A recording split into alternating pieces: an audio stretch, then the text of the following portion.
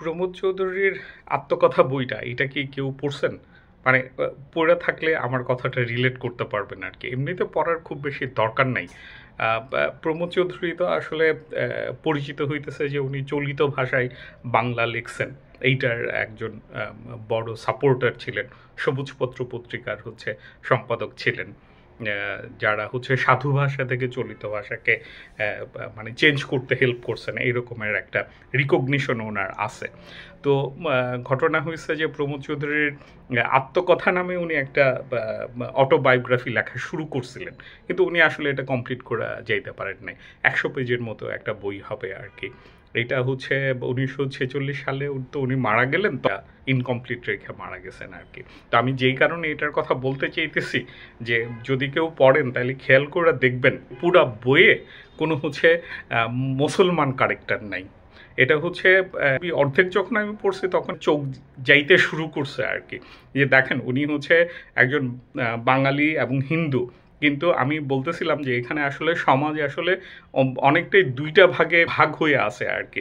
আপনি অনেক শিক্ষিত মুসলমানদের যদি অটোবায়োগ্রাফি পড়েন তাইলে অনেক হিন্দু টিচার, হিন্দু সমাজ, জমিদার এদের কিছু নাম পাবেন।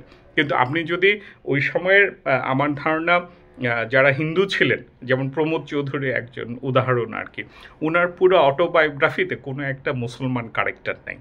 মানে নাই মানে ওনার লাইফে তো আসলে ছিল না, ওনার সোশ্যাল লাইফের হিস্ট্রি তো উনি লিখতে চাইছেন, এবং সেখানে কোনো মুসলমানের সাথে তার আসলে উঠা বসা করার দরকারই পড়ে না। তো এটা খুব একটা ইন্টারেস্টিং জিনিস আর কি। আমার ধারণা, আমি তো আরও কিছু অটোবায়োগ্রাফি পড়ছি, যেমন ধরেন বিনোদিনী দাসী, উনি কলকাতা শহরে থাকতেন।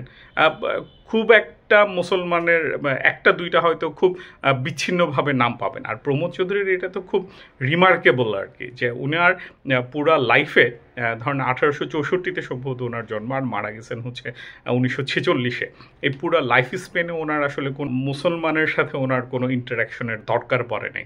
এমনিতে দুইটা খুব অগোছালোভাবে আসছে। একটা হইতেছে যে উনি যখন লন্ডনে থাকতেন তখন খা নামে একজনের কথা বলতেছিলেন, পুরা নামও উনি উচ্চারণ করেন নাই আর কি। আরেকটা আরেকজন সঙ্গীতজ্ঞের কথা বলতেছিলেন, উজির খা।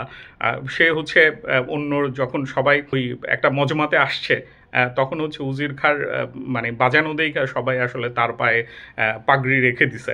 তো ওখানে একজন হিন্দু ছিলেন যার আমন্ত্রিত অতিথি ছিলেন প্রমোদ চৌধুরী। উনি ভদ্রলোক আসলে মুসলমান বলে তার পায়ে পাগড়ি রাখতে বা তার নিতে, বায়াত নিতে রাজি হন নাই আর কি, সুরের বায়াত। তো এইরকম বিচ্ছিন্ন দুইটা ব্যাপার আছে।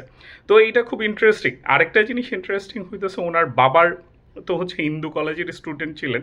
তো ওইখানে ওনার কিছু রিমার্কেবল ব্যাপার আছে। উনি বলতেছিলেন যে কখনোই হিন্দুয়ানি ব্যাপার স্যাপার ওনাদের ছিল না, কিন্তু যাতে যেহেতু ব্রাহ্মণ ছিলেন উনি ব্রাহ্মণত্বকে কখনোই আসলে বাদ দিতে চাইতেন না। তো এটাও আরেকটা ঘটনা আমি যেটা বলতেছিলাম, হিন্দু ধর্ম যে ব্যাপারটা, সেটা তার চাইতে আরও বেশি স্ট্রং ব্যাপার জাত প্রথা, এবং জাতে যারা ব্রাহ্মণ ওনারাই আসলে হিন্দু, এবং ধীরে ধীরে অন্য কাস্টগুলিকে ওনারা আসলে একসেপ্ট করে নিতে শুরু করছেন।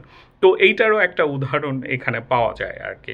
এইটা একটা ব্যাপার। এছাড়া প্রমোদ চৌধুরীর যে ভালো জিনিসটা বা যেটা সবাই অ্যাপ্রিসিয়েট করেন, আমার ধারণা এটা ওনার মধ্যে তো কিছুটা ছিল, কিন্তু এটাও ঝামেলার। এটা নিয়েও আমি একটা লেখা লিখছি।